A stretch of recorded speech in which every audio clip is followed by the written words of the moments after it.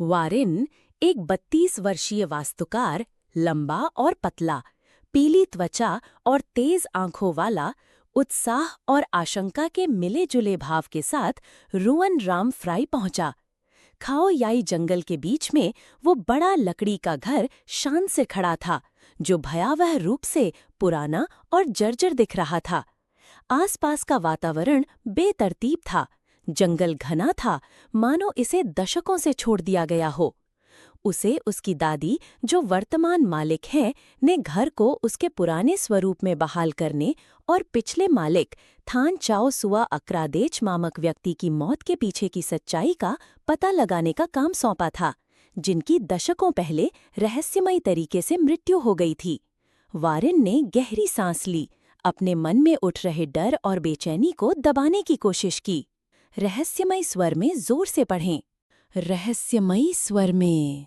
पा जेम, एक 60 वर्षीय स्थानीय महिला जिनकी त्वचा झुर्रीदार और आंखें उदास थीं, वॉरेन का स्वागत करने के लिए बाहर आईं। उनका व्यवहार दोस्ताना था, लेकिन उसमें चिंता की झलक थी।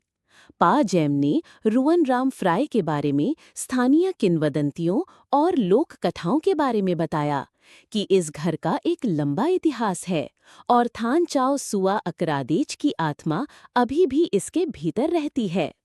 उन्होंने वॉरेन को सावधान रहने और घर की सबसे ऊपरी मंजिल पर स्थित निषिद्ध कमरे में प्रवेश न करने की चेतावनी दी, क्योंकि ये वही कमरा था जहां थान चाओ सुआ अकरादेच ने अपनी मृत्यु से पहले अपना अधिकांश समय बिताया था, और ये वही स्थान है जहां अक्सर अजीब घटनाएं होती हैं। वॉरेन ने कहानियों को रुचि के साथ सुना, लेकिन फिर भी वो भूतों और श्रापों के बारे में संशय में था, ये मानते हुए कि ये सब ग्रामीणों द्वारा बनाई गई कहानियां थीं। रहस्यमयी स्वर में जोर से पढ़ें। जब वॉरेन रुअन राम फ्राई का बारीकी से निरीक्षण कर रहा था, तो उसने बड़े हॉल की दीवार पर एक दरार देखी। वो दरार अजीब लग रही थी, समय के साथ प्राकृतिक रूप से पड़ने वाली दरार जैसी नहीं, बल्कि ऐसी लग रही थी जैसे किसी ने दीवार को अंदर से तोड़ने की कोशिश की हो। वॉरेन ने दरार वाले हिस्से को छूकर देखा तो उसे अपनी उंगलियों में एक बर्फीली ठंडक फैलती हुई महसूस हुई। अचानक उसे एक धीमी फुसफुसाहट सुनाई दी, जैसे कोई पीछे से उसका नाम पुकार रहा हो। वॉरेन ने दरार वाले हिस्से को छूकर देखा तो उसे अपनी उंगलियों में एक बर्फीली ठंडक फैलती हुई महसूस हुई। अचानक उसे एक धीमी फुसफुसाहट सुनाई दी, जैसे कोई पीछे से उसका नाम पुकार रहा हो। वॉरेन तेजी से पीछे मुड़ा, लेकिन उसे कोई नहीं मिला, सिवाय उस गहरे अंधेरे के जो पूरे घर में फैला हुआ था। रहस्यमय स्वर में जोर से पढ़ें। पिछली रात की अजीब घटना के बाद वॉरेन ने गंभीरता से रुअन राम फ्राई के जीर्णोद्धार का काम शुरू करने का फैसला किया। उसने घर की संरचना की जांच करने और धूल और गंदगी से भरे बड़े हॉल की सफाई से शुरुआत की। दीवार पर लटकी पुरानी तस्वीरों की सफाई करते समय वॉरेन ने एक ऐसी तस्वीर देखी जिसने उसका ध्यान विशेष रूप से खींचा। यह एक बुजुर्ग, मोटे ताजे और कठोर चेहरे वाले व्यक्ति की तस्वीर थी, जिसने प्राचीन कुलीन पोशाक पहनी हुई थी। तस्वीर में दिख रहा व्यक्ति घर का पिछला मालिक थान चाओ सुआ अक्रादेच था। वॉरेन को ऐसा लगा जैसे वो सम्मोहित हो गया हो। वो देर तक उस तस्वीर को घूरता रहा, मानो थान चाओ सुआ अक्रादेच उसे वापस देख रहा हो। रहस्यमयी स्वर में। जोर से पढ़े। पाजेम वारेन के पास उनके द्वारा बनाई गई हर्बल चाय लेकर आईं। वारेन ने उन्हें थान चाओ सुआ अक्रादेच की तस्वीर के बारे में बताया। पाजेम ने बताया कि थान चाओ सुआ अपने समय में एक बहुत शक्तिशाली और अमीर आदमी थे, लेकिन वो अपनी क्रूरता और दूसरों को नुकसान पहुंचाने के लिए भी कुख्यात थे। उनकी कई पत्नियां थीं, लेकिन कोई भी उनके साथ लंबे समय तक नहीं रह सकी, क्योंकि वे अक्सर उनके द्वारा प्रताड़ित या छोड़ दी जाती थीं। पाजेब ने थान चाओ सुआ अक्रादेच और माली नाम की एक गांव की लड़की के बीच एक रहस्यमयी रिश्ते का भी उल्लेख किया, जो उस अमीर आदमी की मृत्यु के बाद रहस्यमयी तरीके से गायब हो गई थी। रहस्यमयी स्वर में जोर से पढ़ें। रहस्यमयी तरीके से। उस रात वारेन ने अतीत की एक घटना का सपना देखा। उसने थान चाओ सुआ अक्रादेच को अपने अध्ययन कक्ष में माली से बहस करते देखा। दोनों की आवाजें पूरे घर में गूंज रही थीं। थान चाओ सुआ अक्रादिच गुस्से से आग बबूला थे। उन्होंने माली को थप्पड़ मारा और बेरहमी से उस पर हमला किया। माली ने भागने की कोशिश की, लेकिन थान चाओ सुआ अक्रादिच ने उसे पकड़ लिया। उन्होंने माली को धमकी दी कि वो उसे कभी कहीं नहीं जाने देंगे। वारेन सदमे में जाग गया, पसीने से तरबतर। उसे लगा कि उसने जो सपना देखा वो सिर्फ एक सपना नहीं था, बल्कि रुअन राम फ्राई के भीतर छिपी एक याद थी। रहस्यमय स्वर में जोर से पढ़ें। पा जेम की चेतावनी के बावजूद वॉरेन ने घर की सबसे ऊपरी मंजिल पर स्थित निषिद्ध कमरे में जाने का फैसला किया। वो थान चाओ सुआ अक्रादेच की मौत के पीछे की सच्चाई और युवती माली की नियति का पता लगाना चाहता था। निषिद्ध कमरा धूल और मकड़ी के जालों से भरा था। चीजें वैसी ही छोड़ी गई थीं, मानो कमरे का मालिक कल ही गया हो। वॉरेन ने थान चाओ सुआ अक्रादेच की मेज पर ध्यान दिया। उस पर पुराने दस्तावेज और एक नोटबुक रखी थी। वॉरेन ने नोटबुक खोली और पाया कि ये थान चाओ सुआ अक्रादेच के रहस्यों और भ्रष्टाचार की कहानियों से भरी हुई थी। रहस्यमय स्वर में जोर से पढ़ें। सच्चाई और भ्रष्टाचार।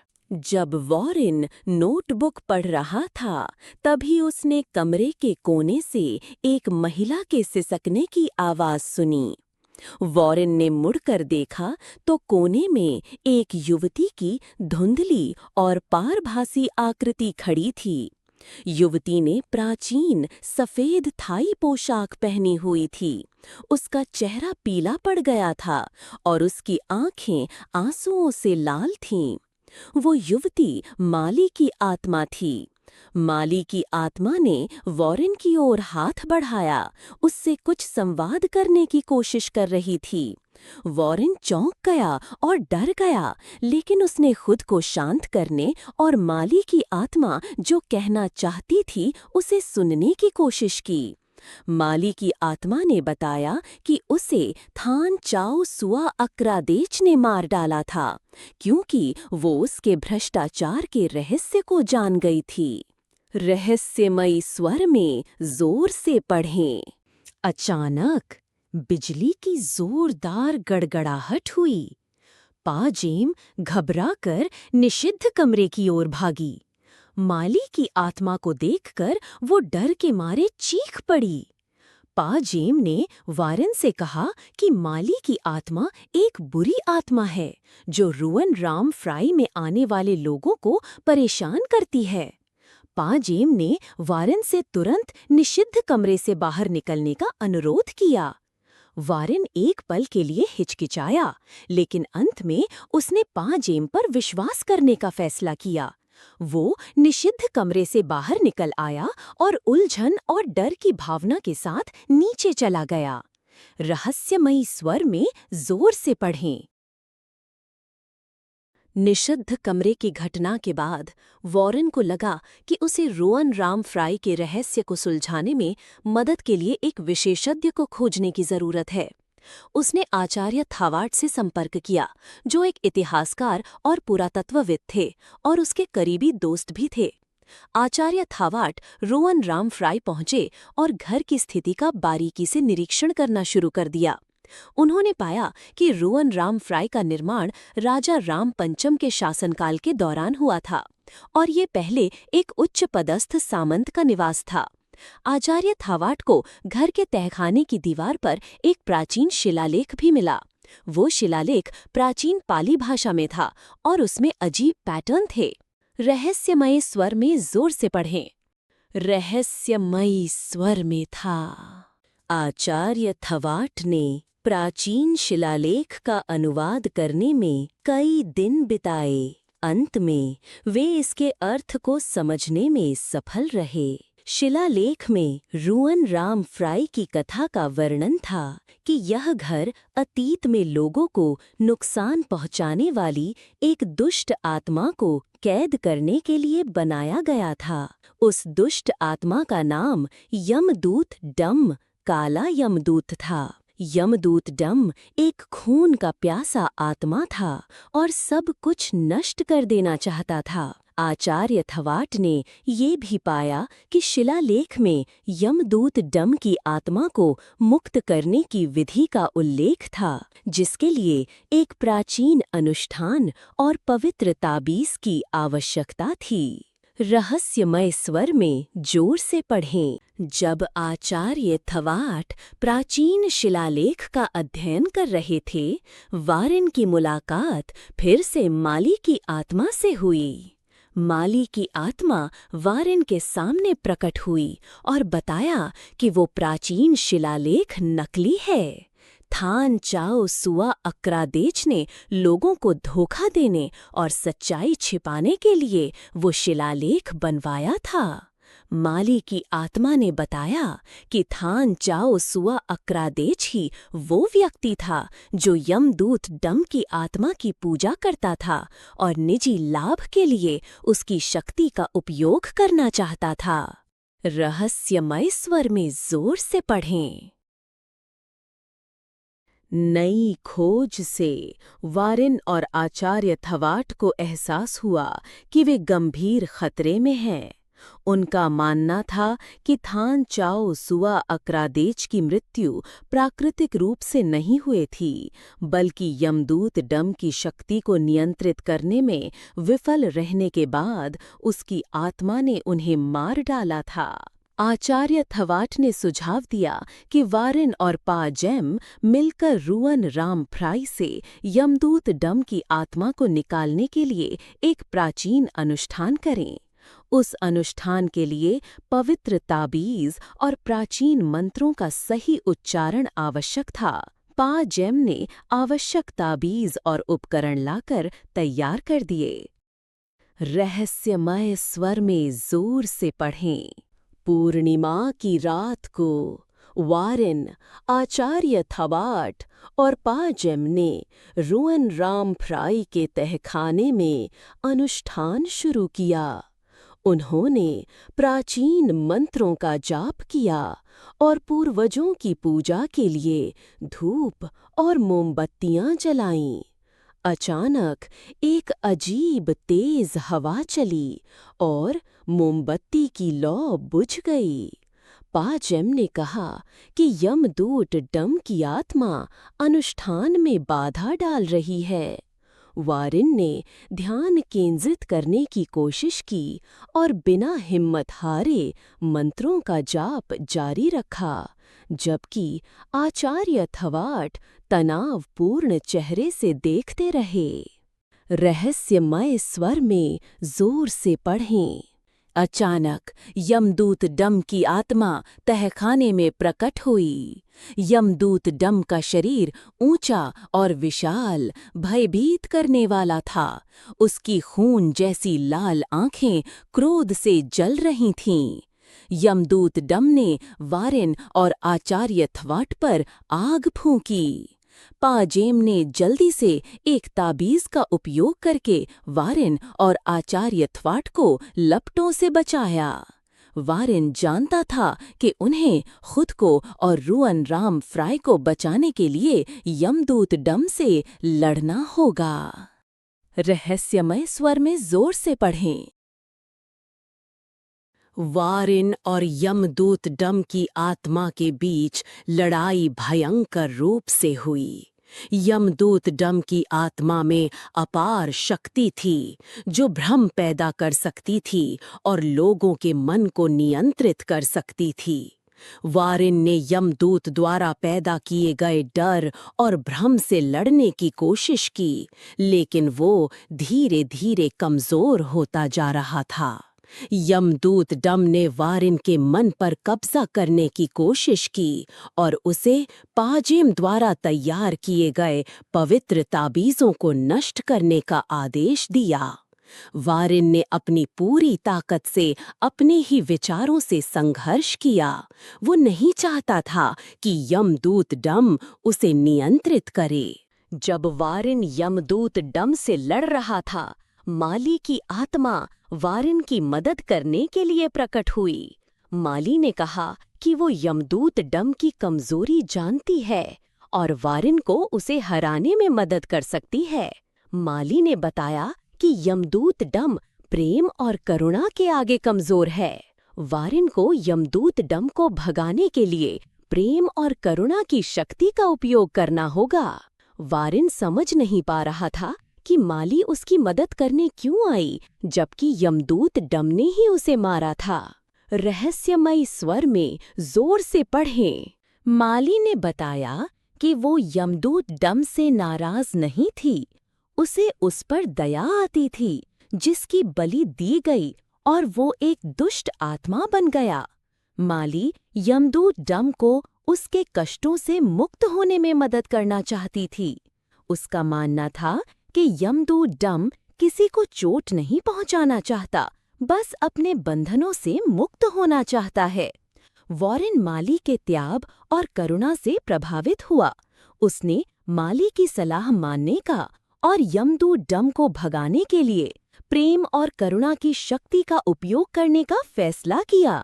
रहस्यमय स्वर में जोर से पढ़ें। वारिन ने अपनी आंखें बंद कर लीं, अपनी मन में प्रेम और करुणा की शक्ति को इकट्ठा किया। उसने उस शक्ति को पूरी ताकत से यमदूत डम की आत्मा की ओर भेजा। वारिन के शरीर से एक चमकदार सफेद रोशनी निकली और पूरे तहखाने में फैल गई। उस सफेद रोशनी ने यमदूत डम की आत्मा को दर्द महसूस कराया और उसे कमजोर कर दिया। यमदूत डम ने वारिन की शक्ति से लड़ने की कोशिश की, लेकिन वो उसका विरोध नहीं कर सका। रहस्यमयी स्वर में जोर से पढ़ें। माली की आत्मा वारिन की मदद करने आई, प्रेम और करुणा की शक्ति को और मजबूत करते हुए। वो यमदूत डम के पास गई और उसकी आत्मा को गले लगा लिया। माली ने कहा कि वो यमदूत डम की भावनाओं को समझती है और उसे माफ करने के लिए तैयार है। यमदूत डम का दिल पिघलने लगा और वो आंसू बहाने लगा। उसके आंसू एक चमकदार सफेद रोशनी में बदल गए। आचार्य थवाट आश्चर्यचकित होकर ये घटना देख रहे थे। उन्होंने पहले कभी नहीं सोचा था कि एक दुष्ट आत्मा को प्रेम और करुणा की शक्ति से मुक्त किया जा सकता है। रहस्यमय स्वर में जोर से पढ़ें। अंत में यमदूत डम की आत्मा को उसके बंधन से मुक्ति मिल गई। यमदूत डम की आत्मा उस चमकती सफेद रोशनी से तहखाने से गायब हो गई। वारिन और माली ने अपनी आंखें खोलीं और एक दूसरे को परमानंद से देखा। उन्हें लगा कि उन्होंने सबसे अच्छा काम किया है। वे प्रेम और करुणा की शक्ति से बुराई पर विजय पाने में सफल रहे। रहस्यमयी स्वर में जोर से पढ़ें। तहखाने की घटना के बाद सब कुछ शांतिपूर्ण हो गया। रूइन राम फ्राय अब दुष्ट आत्मा से मुक्त लग रहा था। वारिन, जैम जाची और आचार्य थवाट ने फिर से हवेली का निरीक्षण किया। उन्होंने पाया कि चाओ सुआ अखरादेज का अध्ययन कक्ष फिर से व्यवस्थित किया गया था, जैसे कि किसी ने आकर उसे साफ किया हो। उन्हें मेज की दराज में छिपी एक नोटबुक भी मिली। वो नोटबुक चाओ सुआ अखरादेज की निजी डायरी थी। रहस्यमय स्वर में जोर से पढ़ें। वारिन ने नोटबुक खोलकर पढ़ा और पाया कि उसमें चाओ सुआ अखरादेज ने अपनी पिछली गलतियों के बारे में लिखा था। उन्होंने भ्रष्टाचार, दूसरों को नुकसान पहुंचाने और माली की हत्या के बारे में लिखा था। चाओ सुआ अखरादीज को अपने किए पर पछतावा और खेद था। उन्होंने लिखा कि उन्हें उम्मीद है कि कोई आकर उनकी आत्मा को पीड़ा से मुक्त करेगा। वारिन को चाओ सुआ अखरादेज पर दया आई। वो समझ गया कि चाओ सुआ अखरादेज हमेशा से एक बुरा व्यक्ति नहीं था, बल्कि लालच और महत्वाकांक्षा के वश में था। रहस्यमय स्वर में जोर से पढ़ें। आचार्य थवात ने कहा कि ये नोटबुक एक महत्वपूर्ण सबूत है जो दिखाता है कि चाओ सुआ अखरादेज अकेले दोषी नहीं थे, बल्कि उनके भ्रष्टाचार के पीछे अन्य लोग भी थे। आचार्य थवात ने वारिन को सुझाव दिया कि वो उन सबूतों को पुलिस को सौंप दे ताकि संबंधित लोगों पर मुकदमा चलाया जा सके। वारिन आचार्य थवात के प्रस्ताव से सहमत हो गया। उसे विश्वास था कि न्याय होकर रहेगा।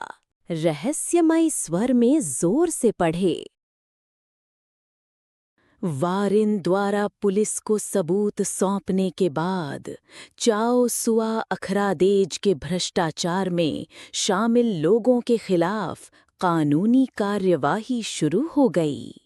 वारिन को इस मामले को सुलझाने में राहत महसूस हुई। जैम चाची ने रुएन राम फ्राई को फिर से जीवंत करने में मदद करके वारिन का धन्यवाद किया। जैम चाची ने कहा कि वो रुएन राम फ्राई की देखभाल करना जारी रखेंगी और इसे एक संग्रहालय के रूप में खोलेंगी ताकि लोग इस घर के इतिहास और किंवदंतियों के बारे में जान सकें। उस शाम वारिन घर के पीछे वाले बगीचे में निकला। वो चुपचाप बैठकर सूर्यास्त देख रहा था।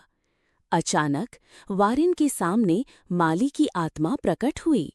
माली ने वारिन को गर्मजोशी से मुस्कुराते हुए धन्यवाद दिया कि उसने उसे और यमदूत डम को उनकी पीड़ा से मुक्त करने में मदद की। माली ने कहा कि उसे अब जाना होगा, लेकिन वो हमेशा रुएन राम फ्राई की देखभाल और रक्षा करेगी। वारिन ने माली के धीरे धीरे ओझल होते हुए शरीर को देखा। उसे महसूस हुआ कि उसने घटी घटनाओं से एक महत्वपूर्ण सबक सीखा है।